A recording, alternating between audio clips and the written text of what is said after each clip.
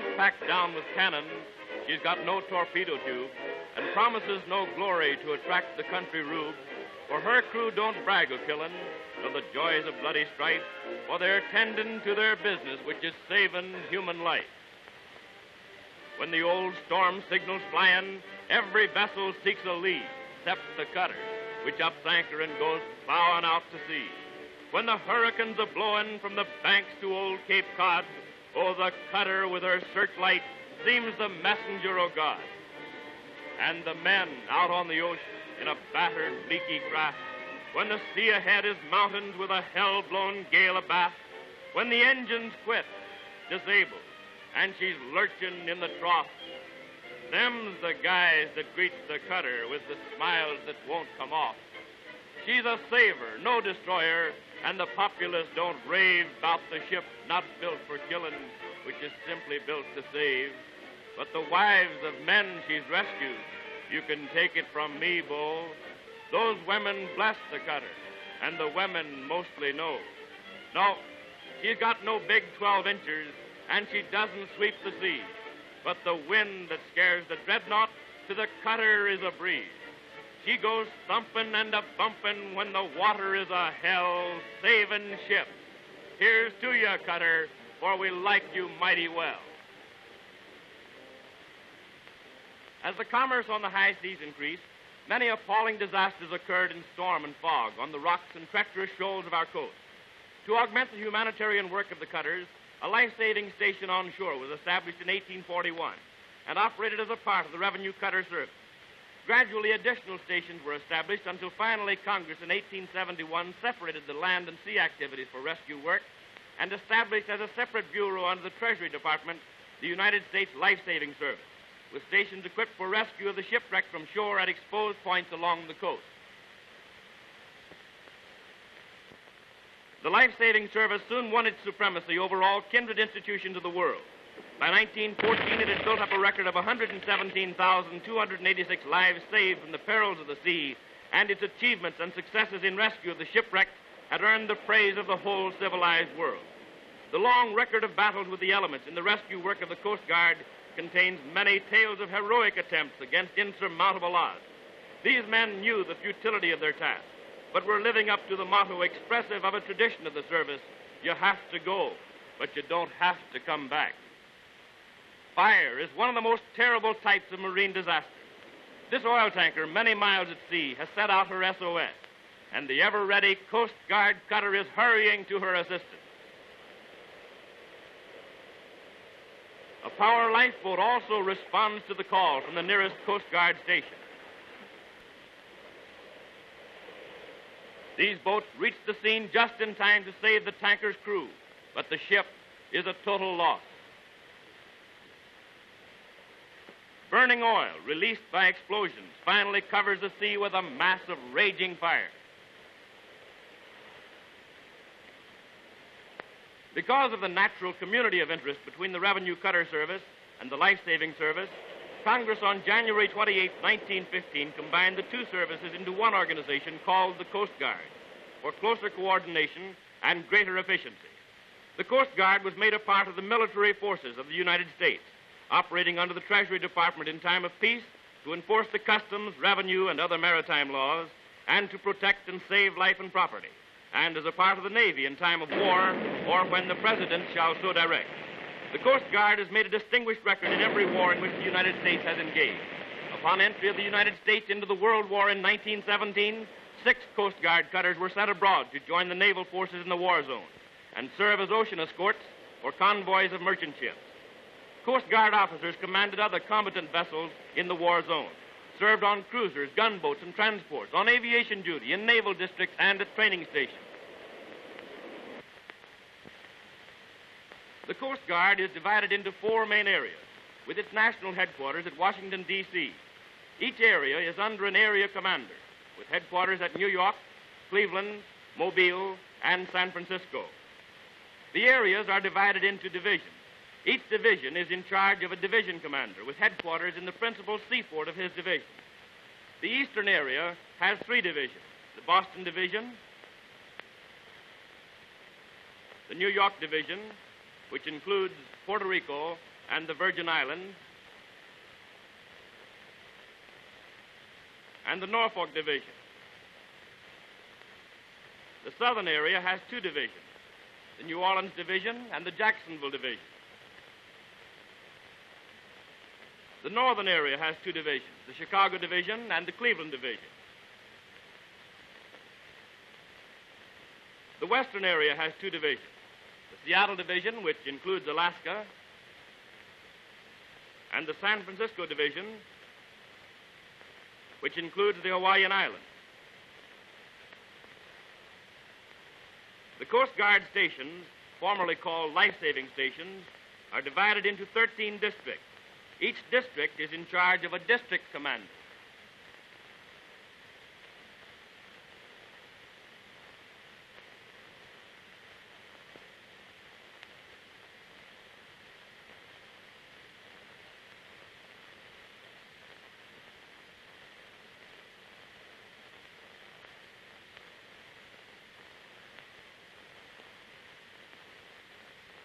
There are 277 Coast Guard stations located at selected points of danger along the sea and lake coast, including one at the falls of the Ohio River at Louisville, Kentucky.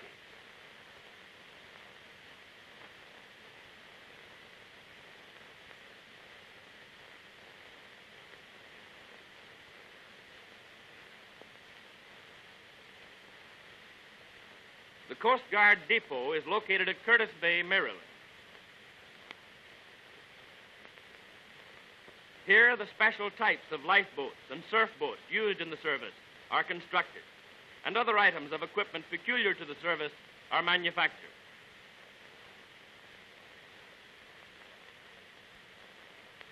The vessels of the service stationed on the Atlantic coast are at times overhauled and repaired.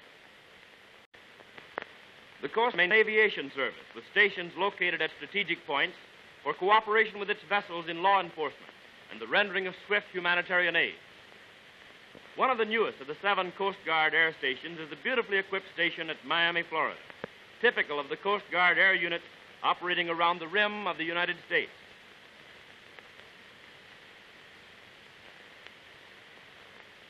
Ever abreast of the times and following the policy and traditions of almost a century and a half of efficient service as guardian of the coast, the first line of aid to navigation, and the primary agent for succor to those who go down to the sea in ships, the United States Coast Guard has developed an aviation branch of genuine importance to the nation and to humanity.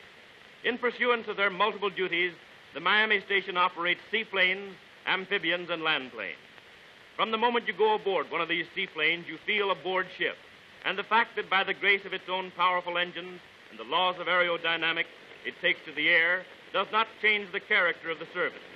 Being a seagoing outfit, when the Coast Guard set out to build according to its own ideas a seaplane suited to its work, it literally built a flying boat, a ship that combines the best qualities of a transport plane to those of the sturdy surface craft, the lifeboat.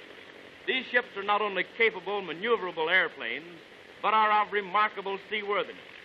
Briefly, these Coast Guard planes serve as an aerial eye, capable of swift and extended search, as an aerial ambulance, able to land in rough water, and as a high-speed flying patrol for law enforcement duty.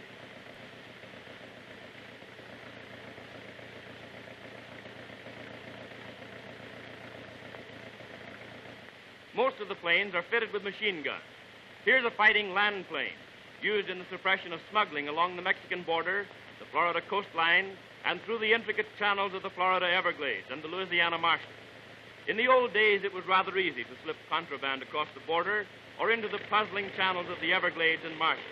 But today, a single airplane can bring under swift observation 1,000 square miles, and smuggling is a difficult business. When smugglers take to the air, it's still tough. Imagine yourself a smuggler in this plane being followed by the Coast Guard pursuit plane. That fellow has a gun, and if you don't satisfy him as to who you are and won't listen to reason, he knows very well how to use it.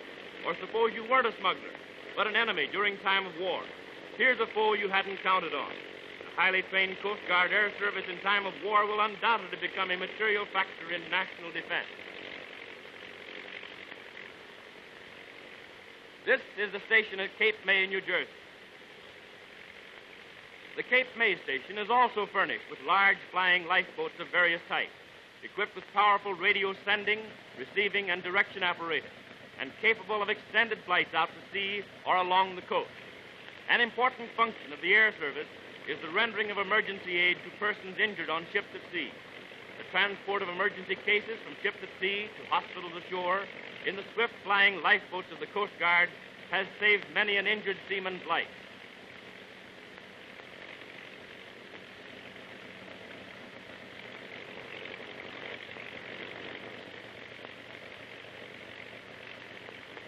Accidents aboard vessels far out at sea often present grave problems. With no hospital or surgical facilities, like the modern luxurious passenger ships, these vessels have no way of meeting dangerous emergencies among their crews, such as serious cuts and burns, or sudden afflictions like acute appendicitis, which demand immediate operation. Aboard this tanker, a member of the crew has just been seriously scalded, and his life is in danger.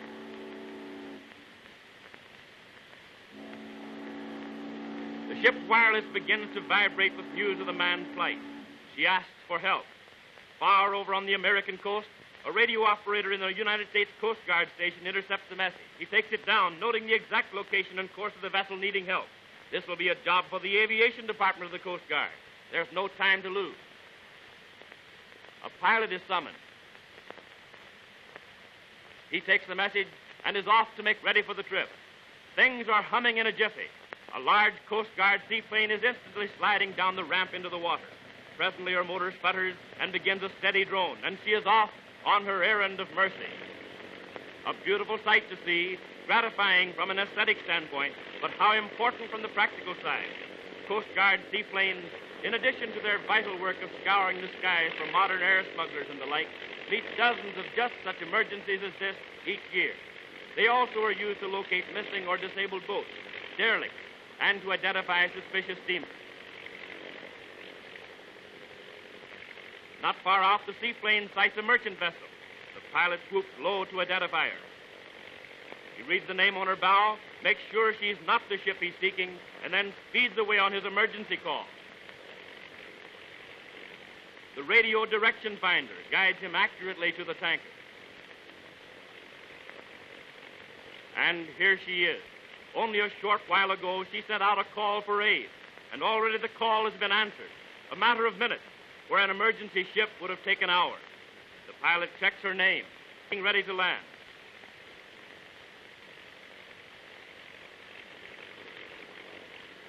There must be real joy and relief in the hearts of the captain and crew, not to mention the man whose life is at stake, as big metal birds settle down on the water. Already the lifeboat is swinging from the davits, the scalded victim aboard, ready to lower away and put out to the Coast Guard plane.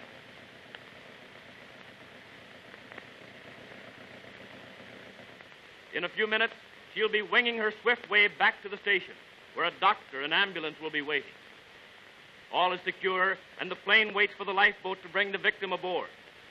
The injured man, swathed in bandages, is transferred from the lifeboat to the plane. A simple feat in calm weather like this, but not so simple in an ugly sea. But Coast Guard planes meet such emergencies in all sorts of weather, and often it's a fierce battle as the sea struggles for what is traditionally hers, a critically injured man miles from shore.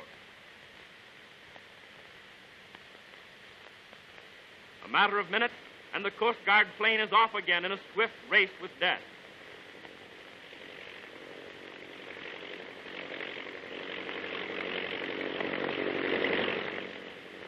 Land ho! Just beyond lies the Cape May Coast Guard station. And once again, the motors of modern man are clicking to save a life. In no time at all, they arrive at Cape May, and in a few minutes, the victim will lie in a shore hospital.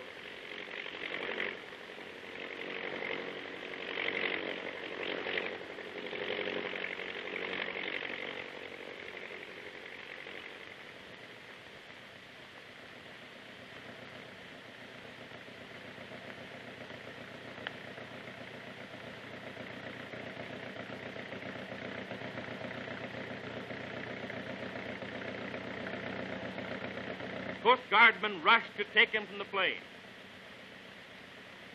He is lifted out while a doctor stands by to examine him.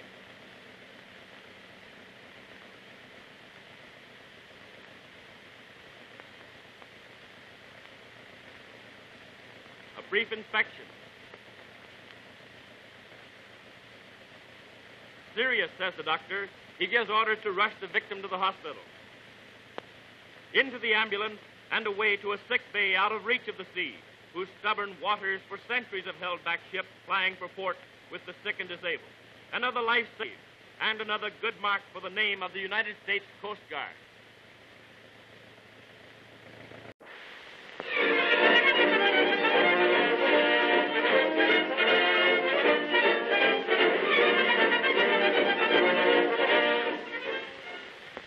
The United States Coast Guard Academy at New London, Connecticut. Here are assembled by competitive examinations young Americans between the ages of 17 and 22 who were put through a rigorous 4-year training course to fit them for service as commissioned officers. These men are specially and technically trained to carry on the Coast Guard's work of enforcing customs and other maritime laws, assisting in national defense, and safeguarding life and property from the perils of the sea. This careful training is a far cry from the method used in the early Coast Guard, when officers were commissioned from among those who had served in the disbanded Continental Navy. Far cry, too, from the later and unsatisfactory method of choosing Coast Guard officers from among the Navy Academy overflow and the Merchant Marine, and a great improvement over the still later method of training the men exclusively on practice ships, a method rounded out in 1900 by the establishment of a school on land. In 1929, Congress provided funds for the modern building and grounds you see here, an institution adequate for the needs of the Coast Guard.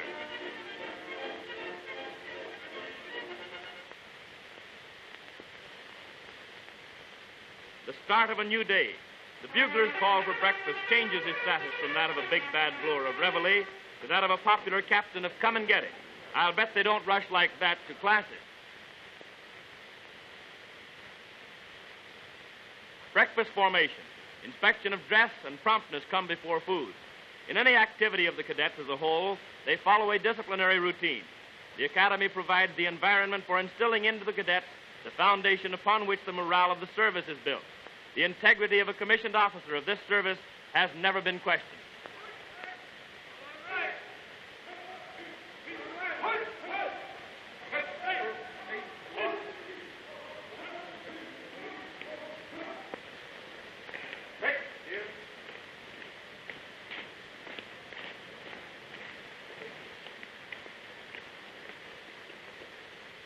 And can these lads of 17 to 22 stow away the chow?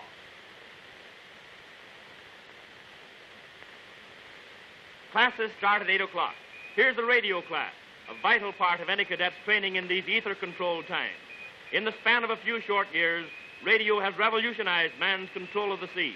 The cadets are taught to send and receive messages and are thoroughly grounded in the sciences and in all forms of communication.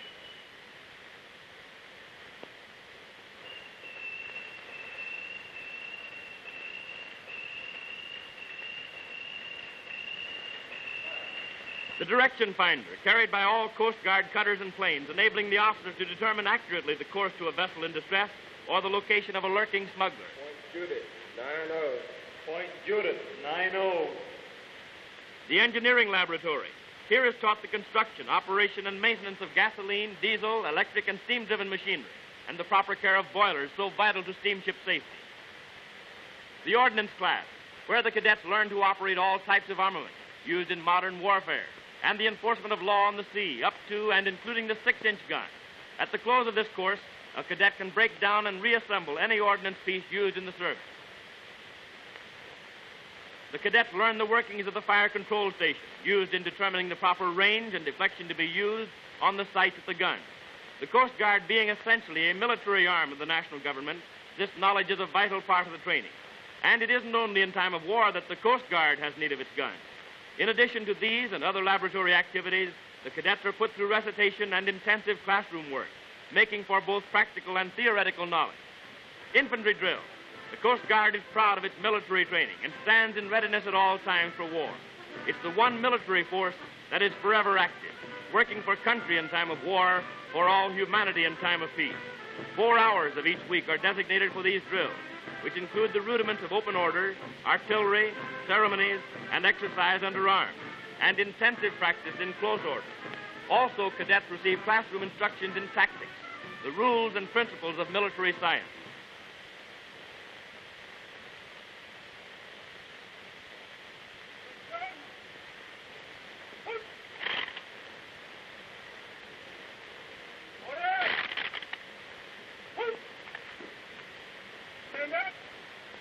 At the end of each school year, prizes are awarded to the best drilled companies as chosen by judges from other services.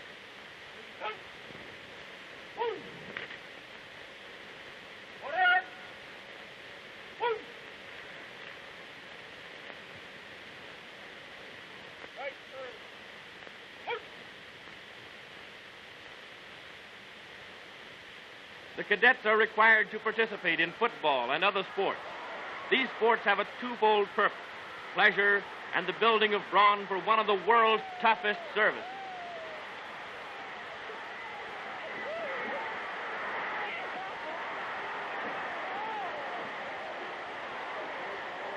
Each night's study.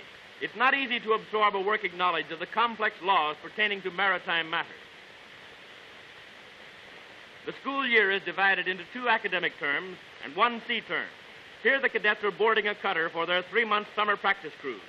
Since a Coast Guard officer must be a thorough seaman, he is carefully taught practical navigation, seamanship, and marine engineering. First, a jaunt to Quantico, Virginia for small arms target practice. At Quantico, the cadet is thoroughly trained in the care and operation of rifle, pistol, submachine, and machine gun. He is required to become proficient in the use of all these arms. On numerous occasions, the Coast Guard has been called upon to place landing forces ashore for the protection of life and property. Each cutter maintains a well-drilled force, capable of landing on short notice and of operating as an independent unit ashore.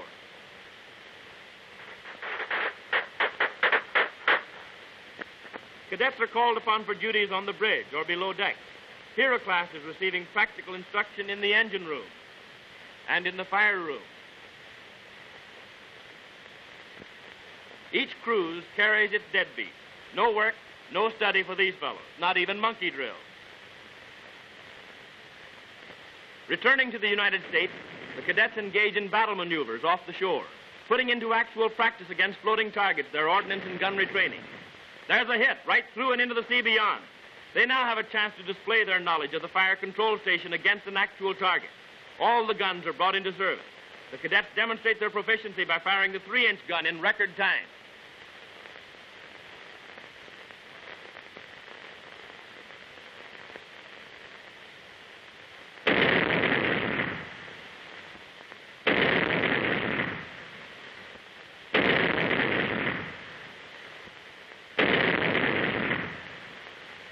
The 5-inch gun is next in order of service.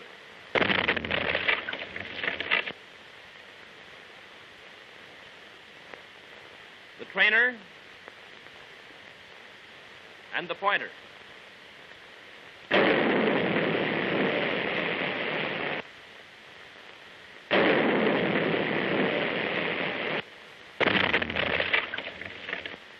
The cadets prove their skill. Somebody is good. Here are 3 hits. And somebody is better. Here are 4, 2 almost in the same place. But foreign cruise and battle practice is over, and the cadets come home to the academy all set to take advantage of 3 weeks' leave. A last formation, a final order, and the wanderers in no uncertain manner prove they're glad to be home. But they'll be back again in 21 days, ready for a brand new year.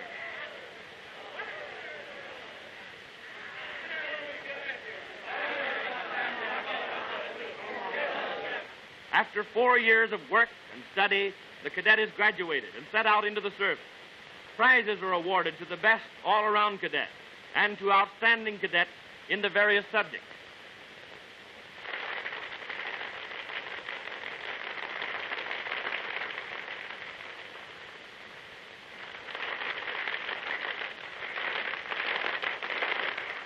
After receiving his diploma, each graduating cadet is commissioned as an ensign in the Coast Guard by the Assistant Secretary of the United States Treasury.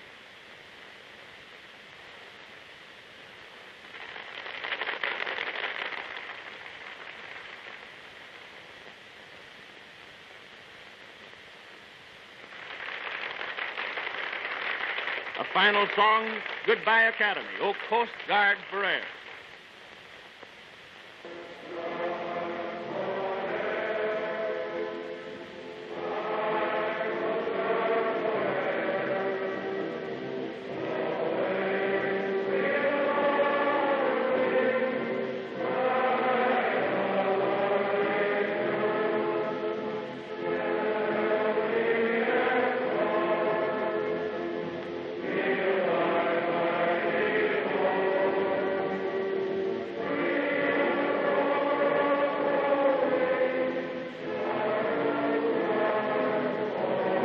and a new group of junior officers go out to take their places in the arduous, demanding duties of the ever-working Coast Guard.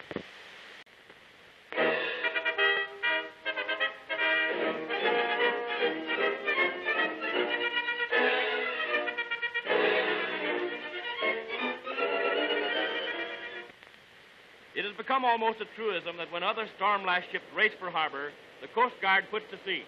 For when the weather acts up, that's the time the service is needed most. Hundreds of ships, thousands of lives each year owe their existence to prompt action of the Coast Guard. And they must be always ready for their unceasing vigilance as a law-enforcing agent. In fair weather or foul, the patrolling cutters are ever alert. Expert in coastwise navigation and deep-sea sailoring, the Coast Guard comprises one of the most vitally important forces in man's control of the sea. The barge office in New York Harbor, one of the 12 principal ports where Coast Guard officers work as captains of the port to enforce federal regulations pertaining to customs, neutrality, and laws governing the movement and anchorage of vessels. Federal officials board a Coast Guard tug that will take them out to a vessel arriving from Europe. Transporting these federal men is a daily work of the Coast Guard, but it is not the only work by any means. The Harbor Patrol tells vessels where to anchor and how long to stay. They police the harbor and regulate traffic, and they operate constantly against smugglers and meet 100 other problems arising from international travel. During the Prohibition era, they tussled with some of the world's most desperate characters in their ugly job against smugglers. Up the ladder and aboard to see what Europe has sent us this time. It's all in a day.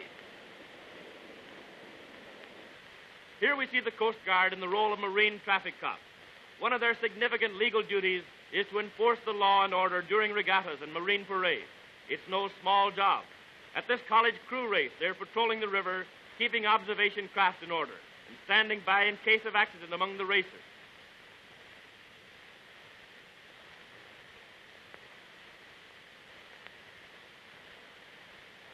Yacht races present grave problems. A sudden squall may arise and turn sport into tragedy. But ever present are the radio-equipped Coast Guard cutters and patrol boats, which are on deck at once in case of trouble. The fleet's in, and so's the Coast Guard. Here's the cutter Tampa in charge of the Coast Guard patrol of a fleet review in New York Harbor. And here a patrol boat officer is ordering some of the hundreds of spectator craft out of the line of parade. The mad scramble to see the ships present problems of traffic that must be solved. With federal police power, the Coast Guard serve as faithful, diligent watchmen whenever Uncle Sam's Navy is on parade. The Coast Guard enforces international laws and conventions relative to fisheries on the high seas. The cutter officers board these vessels to see that they comply with the navigation and inspection laws as well as all other laws. Here the boarding boat found an injured fisherman. He will be taken to the sick bay of the cutter that lies close by.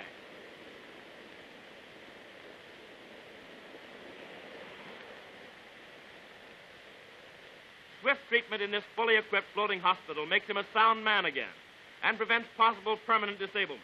Many deep-sea fishermen owe their lives to the prompt medical and surgical aid of the Coast Guard Patrol.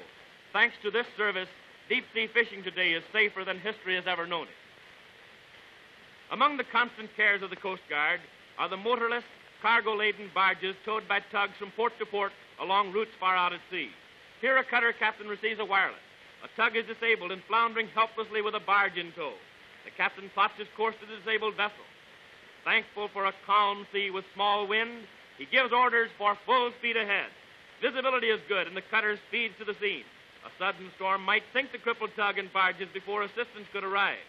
The direction finder guides them accurately as the cutter bears toward her goal, wasting not a minute, losing not a foot by deviation. Strong, trained hands. To the Coast Guard, saving tugs and barges is nothing new. High in the crow's nest, the lookout sights the goal and gives the signal. Clear the quarterdeck. The crew makes ready to tow the cripple, clearing away all gear, standing by for orders. The gangplank must be removed. All must be in readiness for the operations that are to follow. A section of the rail must be taken away. Every detail is calculated accurately, for soon lines will fly along with orders, and another rescue will go down in the logbook. A strong hawser is made ready to tow the cripple into port. Just ahead lies the tug wallowing in a groundswell with a disabled engine, powerless to proceed with the helpless barge, and thankful for the Coast Guard. From the stern of the cutter, the shoulder line throwing gun shoots a line to the deck of the tug. Starting with a small hawser, the size of the line is gradually increased until the heavy towing hawser is hauled aboard.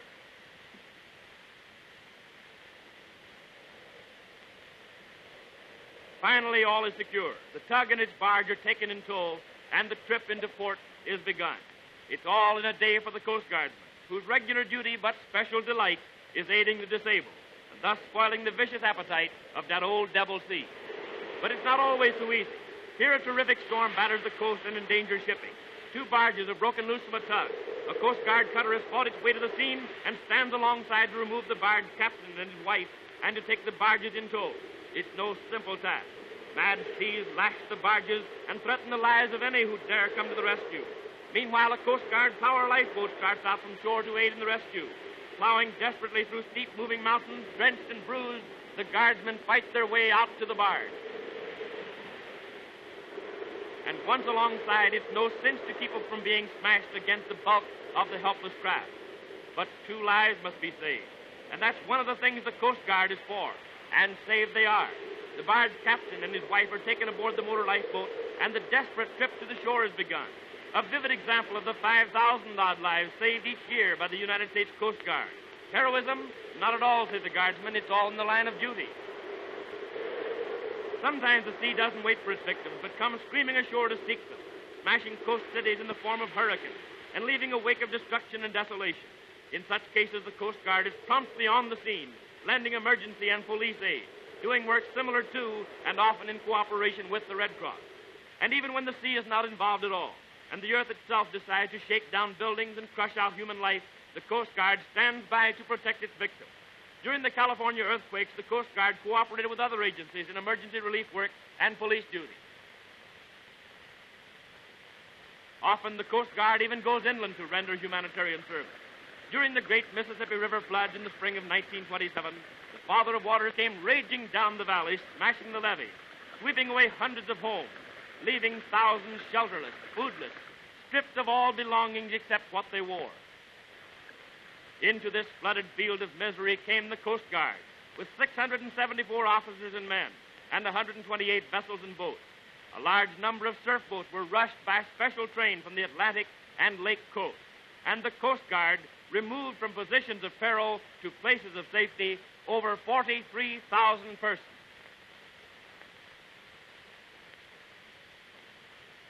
In addition to human rescue, the Coast Guard also saved over 11,000 head of livestock, which otherwise would have drowned. So even Old Man River, whose stormy moods are famous in song and story, now has to contend with a new force whenever he goes on a rampage, the United States Coast Guard. A picturesque winter activity of the Coast Guard is the ice-breaking duty. Frozen rivers, lakes, and harbors paralyze shipping and cause floods, but specially built icebreakers keep the channels open. The Kickapoo's spoon valve enables the ship to slide up over the ice, and the weight of the craft then crushes the frozen area. Here's the cutter Northland, breaking through the frozen Columbia River to aid ice-locked ships.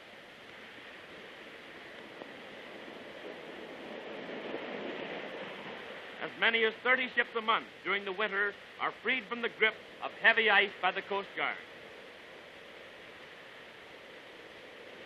Out to sea on our regular patrol, a derelict has been reported, and it's our job to get rid of it. The lookout has sighted the wreck.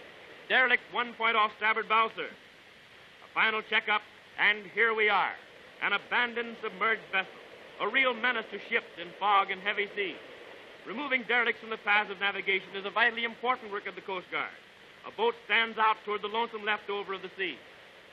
Are they going out to salvage the old wreck and pull her into some snug harbor at last? They are not. They are going to place a mine under her and blow her into oblivion. And this isn't child's play. It takes real courage to lower a TNT mine underneath the waterlogged hulk and then work the small boat off to a safe distance. But there she goes, and ships have one less danger to fear. Here's a cutter rushing to answer a distress call. A freighter is disabled. Her engines are broken down, and she has sent a wireless call for help. A Coast Guard cutter on her regular patrol receives the message and rushes full speed to the scene. The value of property assisted and salvaged by this service each year equals a sum twice the cost of maintenance of the entire Coast Guard. This freighter carries valuable cargo that might be lost forever without the prompt aid of the cutter. On an average, over a period of 5 years, the Coast Guard saved 15 lives a day and assisted each month 400 vessels, valued at $12 million. Important? Just ask the men on that freighter. At Fort Trumbull in Connecticut, the Coast Guard maintains a training school for enlisted men. Here, the men without prior service are sent for a period of training before assignment to regular duty. And here also the enlisted men take up specialized studies. This is the seamanship class, vital in the training of any seaman, learning to tie knots and handle lines. Here's a bowline. Here's one of the first they learn, the figure of 8 knot. Then it gets more complicated. Could you do this one, the reef or square knot? Signal drill, another class vital in the primary schooling of the enlisted man. These flags can talk like human beings, and their language is spoken constantly aboard the Coast Guard craft. And the ever-vital radio instruction. Regulations require that the men qualify along certain lines before they become eligible for specialized training in the various service schools. Fort Trumbull is thoroughly equipped for special training in all lines. Its radio school affords an extensive course of instruction, for the radio is a most vital and necessary part of the equipment of all airplanes, cutters, and other craft of the service for quick communication in the enforcement of law or the rescue of those in distress. Learning the language of the air is a thorough and important study. Since the Coast Guard must at all times be ready for the call of war, its personnel is trained thoroughly in the use of small arms. At Cape May, New Jersey, the enlisted men also are put through small arms target practice. And it's not just a matter of waiting for war either, for these men have to know how to handle smugglers or others encroaching upon the laws enforced constantly by the Coast Guard. And these lawbreakers usually will take nothing but forceful handling. And in the night patrol of the beach, a pistol is frequently a friend indeed. Cutter drills keep the enlisted men constantly on their toes. Here's the man overboard drill. An officer hurls a life preserver into the sea, and the call rings out, man overboard. A boat is instantly manned, and all is set for the imaginary rescue. It's as exciting as though a man were really overboard. Regulations require the men upon entering the boats to don their life jackets. No unnecessary chances are ever taken. Lower away, and down they go, working as fast as humanly possible.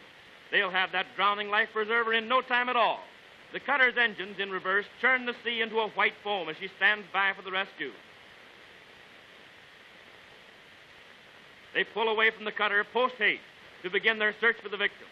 Steady, old life preserver, we're coming. And there he is at the mercy of the sea. This life preserver never learned to swim. Quick, Watson, the hook. And another life is saved. But seriously, this is no game, but an extremely important part of the training and rescue work at sea. The crew is also drilled in the restoration of the apparently drowned, using the Coast Guard's own special system, which is the most efficacious ever devised for the purpose. Practical signal drills keep the men fluent in the language of the flag.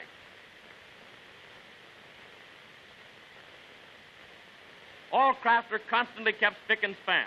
This part of his adventures the sailor never boasts about. Here's the favorite spot on any man's ship. The galley sends out its assorted aromas all day, causing the men to work a little harder and faster to make room for the chow. And when it's ready, so are they.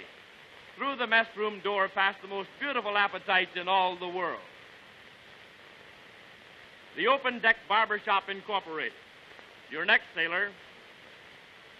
Swimming is something in which the Coast Guard boys must excel, for many a rescue has to be made in seas that test the skill and endurance of the most hardy. A few hours of leisure and now to settle down with a good book. Oh, yeah? Hey, what's the idea? Yes, the Coast Guard even has its practical jokers. It's the original human disease. This fellow should have taken his book along with him. Each cutter has its gym, and its ambitious boxers keep the old haymakers in shape. And now, ladies, meet the Coast Guard's walking movie, a skin you love to read. When this man is home, his wife takes all the pictures off the wall. You don't need pictures on the wall when your husband's a walking art gallery. In its warfare against smuggling, the Coast Guard is constantly occupied with building swifter patrol boats, like this 78-footer, to chase the lawbreaker, thus keeping out smuggled goods and saving the government vast sums in revenue. This picket boat, capable of great speed, is used in chasing the small boats that contact smuggling ships at sea. Beside the patrol boats and the regular cutter, the Coast Guard has also developed a 165-foot diesel-propelled patrol boat, such as the one shown here. which is ideally suited for the offshore duties in picketing and pursuing lawbreakers. Here's the fastest speedboat in the service. Converted from the captured rum runner, what? Bad news for any smuggler. And here a cutter is picketing a smuggler at sea outside the legal zone. Such picketing has proved successful in preventing the landing of contraband. Rum runners and the like are carefully watched until shortage of food and fuel force them back to their home port. Effective and expensive for the rummy. Taxes mean revenue. Evasion of taxes means huge profits to the smuggler. Hence the necessity for constant Coast Guard patrol. Sometimes the smugglers are successful in making contact with their small shore boats. These fast carriers of contraband, such as the one shown here, are the latest in marine engineering and must be surpassed in speed by the Coast Guard with swift boats like this one. If the rummy refuses to stop, a Coast Guard one-pounder is brought into action, but only as a last resort. Business is business, and with the Coast Guard, the business at hand is the prevention of smuggling. If the rum runner decides to surrender, the Coast Guard officers board her, replace the crew with one of their own, and convoy her to port. No, sir, the smuggling racket isn't easy. It's ocean enemy number one, and a determined Coast Guard has put it on the spot. And now we're bound northward on one of the most interesting of all the duties of the Coast Guard, the seal patrol. Every spring, fur-bearing seals, tens of thousands strong, migrate from somewhere south of the equator up through the Pacific Ocean to the Pribilof Islands in the mid-portion of the Bering Sea.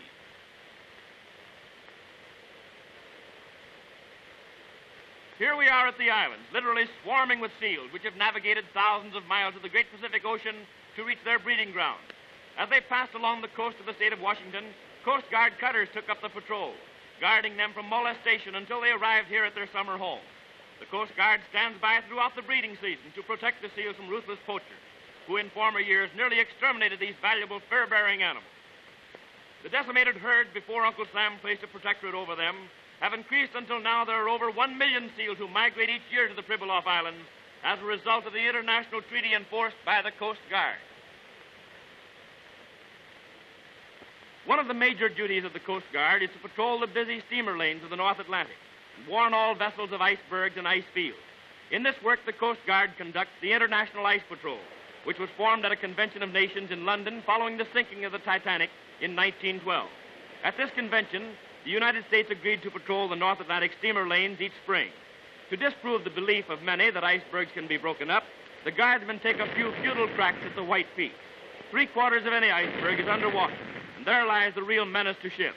So breaking off the top does nothing to remove the danger. As many as 38 vessels have been guided clear of icebergs in a single day. And during a single month, as many as 376 icebergs have been sighted within the paths of navigation. The Titanic, crashing into a great iceberg on her maiden voyage, plunged over 1,100 passengers to death. But since that day, many years ago, when the Coast Guard took over this patrol, not a single life has been lost as a result of collision with icebergs or ice fields in the North Atlantic. On a gloomy September morning, the world was shocked by news of one of the worst marine disasters in history, the burning of the Morro Castle. Newspaper men jumped from their beds and raced to the scene of horror, where scores of hapless luxury liner passengers had been burned to death. So absorbed were they in ferreting out the details and causes of the gigantic tragedy that they all but overlooked the tremendous part played in rescue work by the Coast Guard. The cutter Tampa rushes to the scene to assist in one of the most horrible and demanding jobs of rescue she's ever been called upon to face. And here she is, standing by. Here's a 75-foot patrol boat fighting heavy seas to reach the blazing death ship. Dozens of Coast Guard craft from Cape May to Sandy Hook, a stretch of 80 miles, are out in full force. Trucks rush the lifeboats along the beach to points nearest the Morro Castle. And here the boats are launched through the ugly surf. 2 lifeboats from the Shark River Coast Guard Station were first on the scene. 164 survivors owe their lives to the Coast Guard. They pulled from the water 110 of the 157 persons taken to New York by the merchant vessel. During the day, 54 more were rescued, and the bodies of 25 unfortunates recovered. Scores had jumped from this raging hulk, some never to live again, others to be plucked from the jaws of death by the tireless, desperate toil of the Coast Guard crew. Along the shore, Coast Guard boats battled the surf, looking for survivors who had had the strength to swim for it. The cutter Tampa, like a white angel of mercy, stands by to tow the blazing ship and to take off the living of her crew. Some of the victims succeed in swimming ashore and are pulled from the surf. 15 survivors owe their lives to the Coast Guard Beach Patrol. Another victim, burned, exhausted, half drowned, reaches shore and is helped to the beach by the Coast Guard. Many became unconscious a short distance from shore and would have drowned, but for the swift efforts of these alert crews. Prompt work of resuscitation by the Beach Patrol saved many lives. The Tampa takes the Morro Castle in tow, but not for long. She breaks the hawser and flounders toward the beach. And here she is, beached at Asbury Park, her fire still smoldering, her twisted steel a mute testimony of one of the great sea tragedies of modern times. Along these decks raged an inferno that sent many overboard into the pitiless sea, a sea that was staging its own rough show, adding to the horror, making rescue work difficult.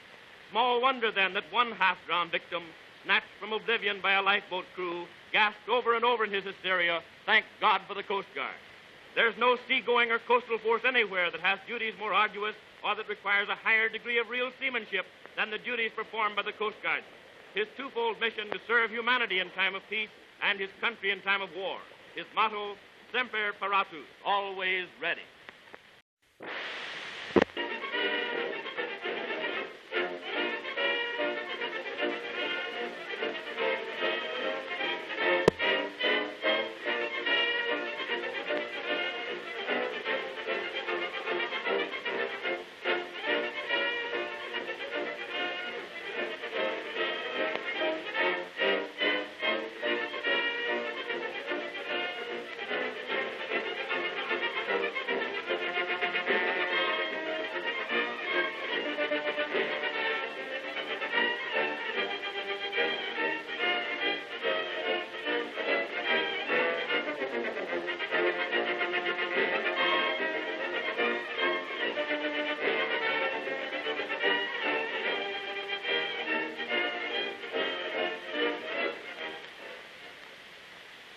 Today there stretches around the extensive coastline of the United States a system of Coast Guard stations manned by a force superbly trained to the caprices and tricks of the surf and to the infinite might and mood of the deep sea, and of unchallenged expertness in the handling of small boats in the broken waters of beaches, bars, and shoals.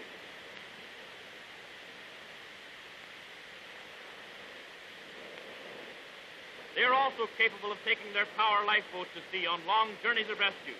Oh, boy, and can she take it. She can and does in all kinds of weather. That's the life of the Coast Guard. The sea and lake coasts of the United States, exclusive of Alaska, have an extent of more than 10,000 miles. And along these coasts, there are 277 active Coast Guard stations. In the northern part of the Boston Division, stations are rather far apart, since shipping traffic isn't heavy, and since there are numerous harbors of refuge. Near Boston, stations are more frequent, for they must protect the heavy sea traffic in and out of the principal port of New England. Cape Cod stretches directly out into the ocean some 40 miles, then abruptly turns to the north for an equal distance, and, like a threatening arm, fiercely menaces the commerce in this important area. Here there are 13 stations placed close together and arranged to cooperate well with each other. The shifting sandbars that fringe this coast have become the burial ground of unnumbered craft.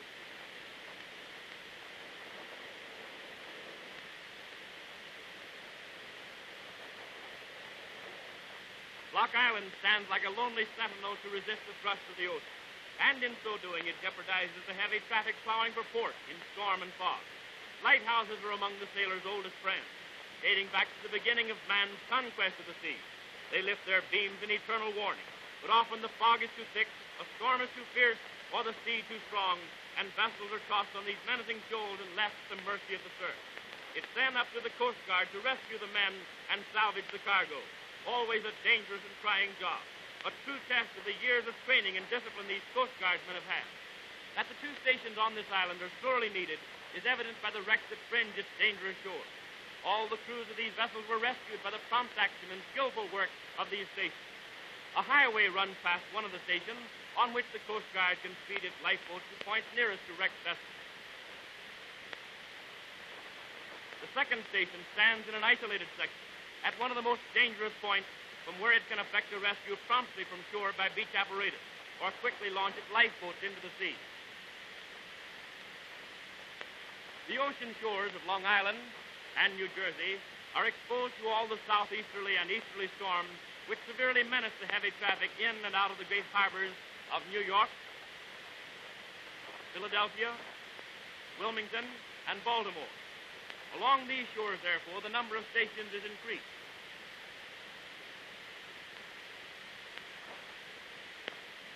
The coastline throughout nearly the whole extent of Long Island consists of a narrow strip of sandy islands. This strip is unbroken except by shallow inlets connecting the ocean with the inland waters and by the entrance to New York Harbor. Outlying sandbars menace the traffic skirting this beach. The Jersey coast is similar to that of Long Island. Jersey's treacherous sands are literally strewn with the half-buried and decaying skeletons of wrecked vessels. But in addition to the work of protecting the heavy commerce that skirts these sandy beaches in and out of the great eastern harbors, the Coast Guard may be called upon to meet any emergency arising in the many resort towns that are crowded with pleasure-seeking masses during the summer. Here's a typical resort where thousands come during the summer months to escape the heat of the city and to play in the surf. From out of great cities like New York and Philadelphia, the people stream to the beaches, forming masses of carefree humanity along the waters of the coast. Often more than 1 million people are gathered in one small area like this. And in such a crowd, anything might happen. If anything does, in addition to the lifeguards employed by these resorts, there's a Coast Guard station nearby to assist in meeting the emergency.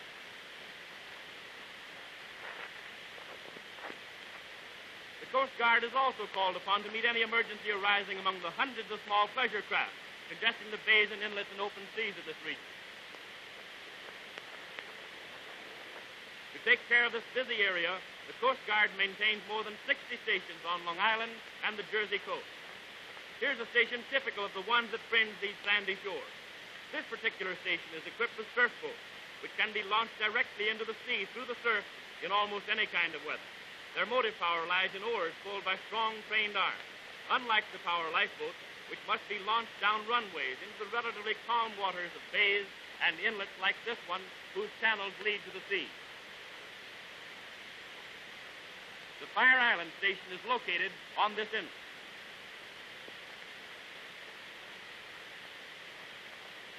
Here's the station itself, with its boathouse and runway. Down this runway, the power lifeboat may be quickly launched into the calm water of the inlet. Down she goes, into the smooth water. She has to contend with no surf, as does her sister, the surf boat, but follows the inland channel without hindrance until she comes out of the inlet and onto the open sea.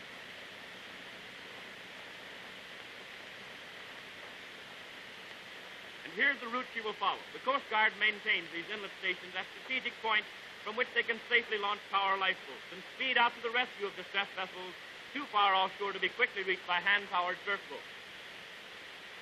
In the Norfolk Division, the same general conditions and type of coast exist as along New Jersey and Long Island. The same long, narrow islands with inland water. Here also stations are placed at frequent intervals in order to properly protect the important commerce of Baltimore, Norfolk, and Newport News, and the active coastwise shipping that is menaced by Cape Hatteras, perhaps the most dangerous and stormy point along the whole Atlantic seaboard. The sands of this region have always levied a fearful tribute upon passing commerce, strewing the coastline with battered vessels that never again will put to sea. In the Jacksonville Division, there is but one fully equipped Coast Guard station, and that's near Charleston, South Carolina. The westerly trend of the coast from Cape Hatteras to Florida takes it far away from the track of the vessels not calling at local ports. The climate is almost perennial summer. Consequently, shipwrecks are less frequent. The east coast of Florida has several Coast Guard houses of refuge, which serve the purpose of relief stations. In the New Orleans Division, which covers the Gulf Coast, the dangerous gales of the northern, which blow vessels away from the shore and out into the Gulf. This stretch of the coast is periodically visited by the most violent hurricanes and floods, which fall heavily upon the station forces in saving life and property and in furnishing food and temporary abode for the stricken populace.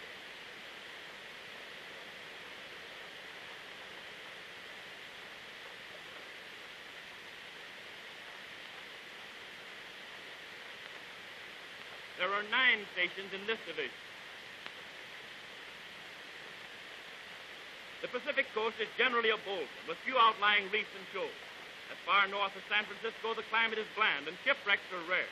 But the northern section contains few harbors, and there are a number of dangerous bars, some of them near the entrance to the important port. 21 Coast Guard stations protect this area. The great inland seas, known as the Great Lakes, are usually tranquil, but at certain seasons violent gales arise which throw their waters into furious convulsions with a suddenness not known on the ocean. Therefore, 60-odd Coast Guard stations are needed to safeguard this area. There is also a special type of station at the Great Falls of the Ohio at Louisville, Kentucky. Jones Beach, one of the long, narrow islands that skirt the Long Island seacoast, is one of the greatest and finest public playgrounds in all the world. It is reached by the magnificent new highways of the great Long Island State Park system. Here, millions of people congregate for rest and recreation during the summer months.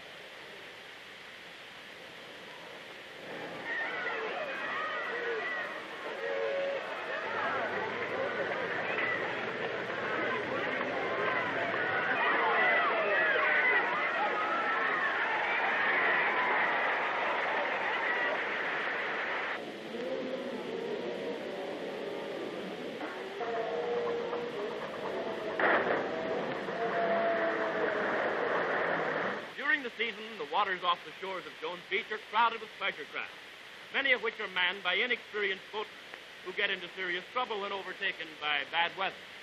While off the coast, steamers from all the world skirt the treacherous sandbars en route to New York and other great harbors. Naturally, in such a beehive of shore activity, there would be a Coast Guard station. And what a station! Built of brick and stone to conform with the park rules, it is well manned and equipped with infinite gear for the saving of life and property and the enforcement of the law, a responsibility of greatest importance in a section of this character. When called out to sea, a tractor takes the lifeboats out of the boathouse and through the deep sand down to the beach, where they can be launched in a hurry. When a call comes from a point far down the beach, high-powered trucks are hitched to the trailers carrying the boats, and they're whisked away to the highway. Carrying crew and all necessary gear, the truck speeds along the excellent road to the point nearest the scene of trouble. This highway borders the surf all along this beach, making it possible to quickly reach any desired point. Extra large tires make it possible for the truck to easily speed over the soft sand right down to the water's edge. Hello, and where are you going, my pretty maid? If this yacht could talk, she'd probably say, mind your own business. An embarrassing position for a lady. Not long ago, she was hurled suddenly on these sands by a moody and impolite sea. Now, she's a lady in distress. And what has that to do with the Coast Guard? Well, that's a Coast Guard tractor, and these are Coast Guard men. The Coast Guard stands ready at all times to cooperate with commercial towing concerns in salvaging vessels like this. The Coast Guard doesn't compete with the commercial concerns, but will place its equipment and crews at their disposal, free of charge, if its services are needed. And they were in this case because storm warnings had been hoisted and the storm would block the rescue.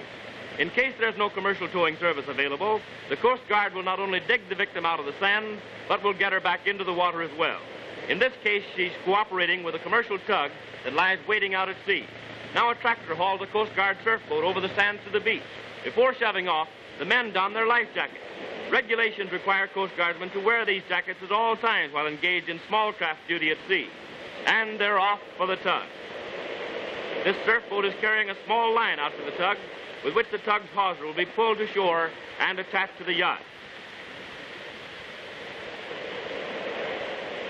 And here she is, all set to do the strong-arm stuff and pull the flashy lady off the sandy beach. A Coast Guardman throws one end of the small line aboard the tug, where it's secured to the towing hawser. As they pull away, the line is played out into the water, bringing the other end to the beach.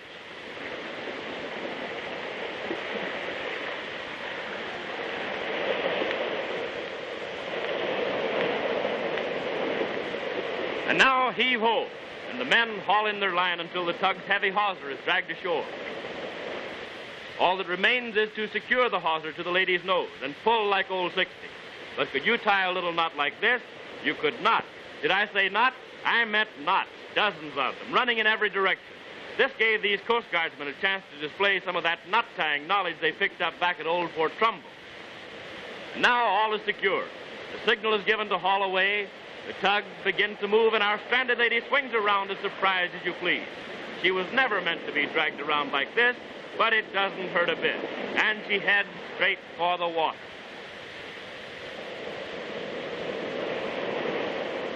And there she goes, back to where she came from, boldly but safely escorted to the bosom of the sea.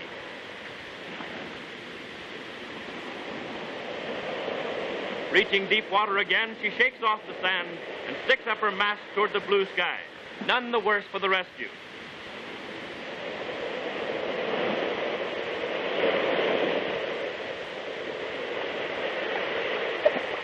The Coast Guard is always on the lookout for trouble. A Coast Guardsman sights something in the water, rushes over to it, and discovers a half-drowned man floundering in the surf. Occasionally, unfortunate victims of shipwreck or of accident, such as falling from wharves and vessels, or of exhaustion while in bathing, reach the shore to all appearances dead. From the tower of the nearby station, a lookout sees the discovery. He rushes in to give the information to the officer in charge. An emergency squad is ordered out, and losing no time, they run to the scene, carrying all necessary equipment. The crew immediately begin their routine for restoring the apparently drowned, a method in which they are exceptionally skilled. The method used today differs from that originally used in that it affords a means of deeper inspiration than any other known method. The former method, which afforded the most complete expiration, has been combined with a new method, resulting in a treatment which produces the most complete oxygenation of the blood, which is the real object to be gained. Coast Guard station crews are thoroughly trained in these exercises and are called to many such emergencies every year. The rules for restoring the apparently drowned, as practiced by the Coast Guard, are believed to be the most efficacious means ever devised for that purpose. The officers and men of the Coast Guard are under instruction to use the service method to the exclusion of all others, including the use of mechanical devices.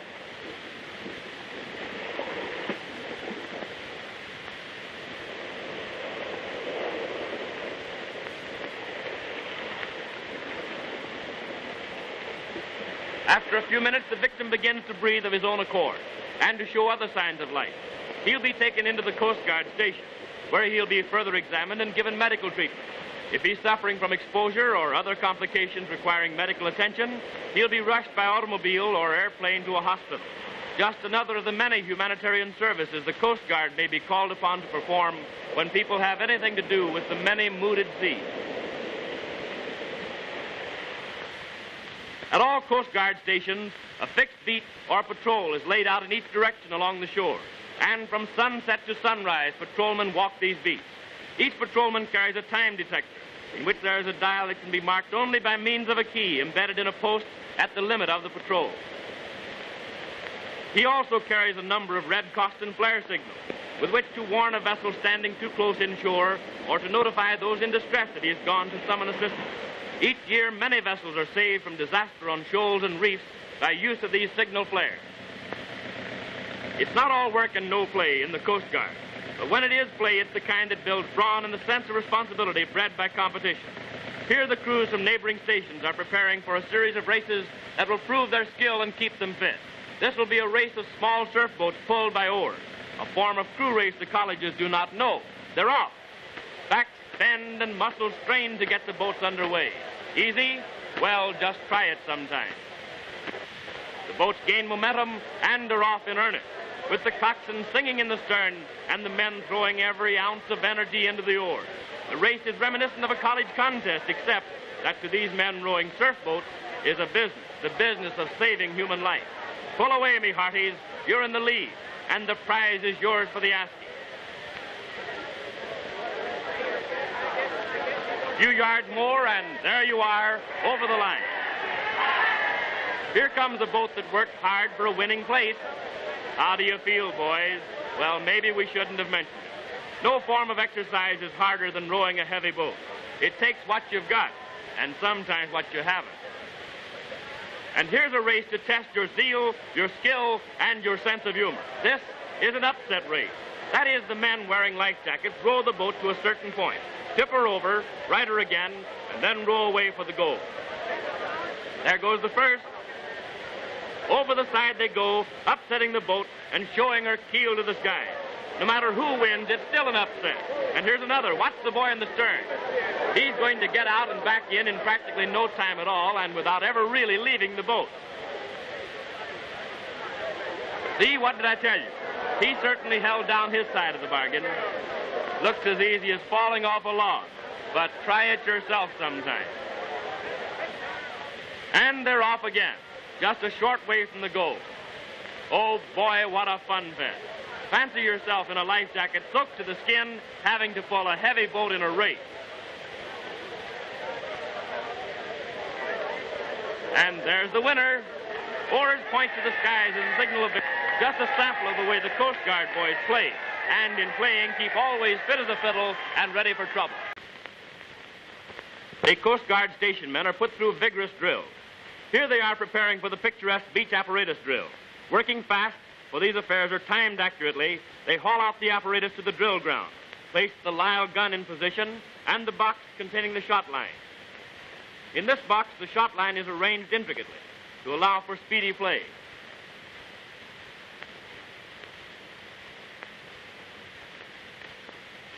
They attach the shot line to the eye bolt of the 17-pound projectile loaded in the Lyle gun and shoot it out to the mast of an imaginary stranded vessel. The weight and inertia of the line causes the projectile to reverse and fly with the line out to the imaginary wreck. Thus, contact with shore is established. A whip block and whip line are attached to the shot line, and with the block goes a tally board telling explicitly what is to be done. This block will be secured to the mast, both ends of its line remaining ashore to be used later in hauling a hawser and breeches buoy aboard. The directions on the tally board are printed in both English and French. Using the shot line, the crew on the imaginary vessel hauls the whip line and its block aboard and secures the block to the mast. Now the Coast Guardsmen can handle all lines themselves. They prepare the whip line to be used in hauling the large hawser to the mast.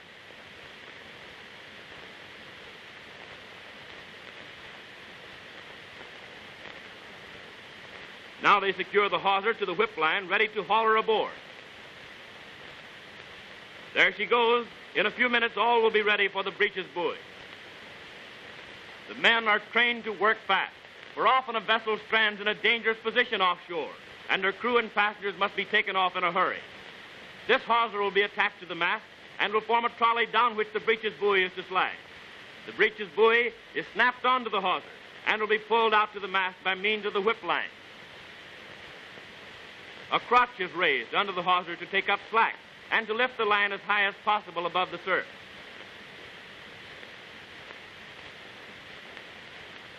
And now she's off in earnest.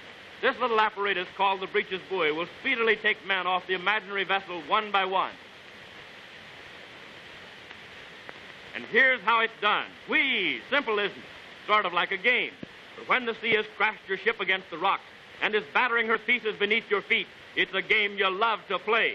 Thousands have been rescued from stranded vessels in just this manner, sliding away from an angry sea to safety on shore. And now to salvage as much as possible of the Coast Guard gear that has been secured to the stranded vessel. Here's how they retrieve the hawser. This gadget is a special sort of a knife, which is clamped on the hawser and pulled out almost to its fastenings on the vessel.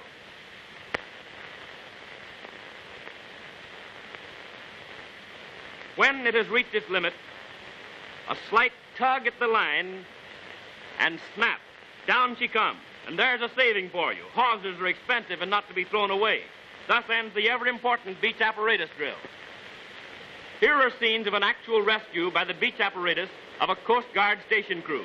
A storm has tossed the steam freighter Lyman Stewart upon the rocks at the entrance to Golden Gate, San Francisco. The huge cut in her bow is evidence enough of how important it was to land her crew in a hurry. Here's one of them now being brought ashore in a Coast Guard breeches buoy. The entire crew of the Lyman Stewart was saved in this manner by the Coast Guard, all brought ashore safely in the breeches buoy apparatus. The Lyman Stewart was a total loss, and so might a number of lives have been without the prompt work of the ever-ready Coast Guard.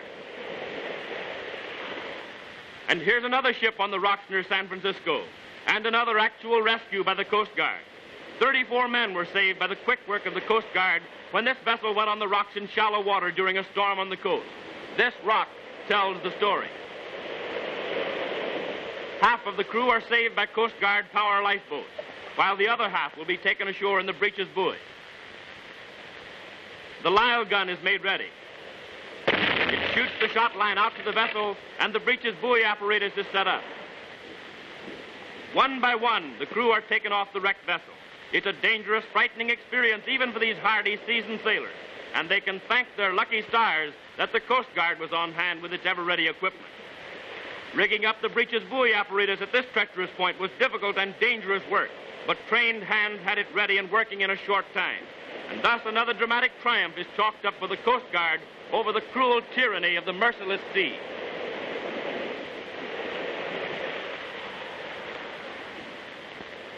In conclusion, it is significant to point out that the cost of personnel, maintenance, and operation of the entire Coast Guard, its 300-odd vessels and small boats which patrol the waters off our coast, its limited air service, and the 277 stations guarding the 10,000 miles of coastline, all this amounts to a sum less than one-half of the budget of the police force of one of our largest cities. Roughly average, the Coast Guard each year has examined the papers of 31,800 vessels, has examined 6,000 merchant seamen for certificates as lifeboatmen, has patrolled 204 marine regattas, has seized or reported for violations of the law 1,400 vessels, resulting in fines and penalties to the amount of $94,500, has cared for 1,300 persons in distress, has assisted 34,800 people aboard vessels, has saved from death or rescued from peril 5,600 persons, has assisted or saved from the sea property amounting to $47,500,000.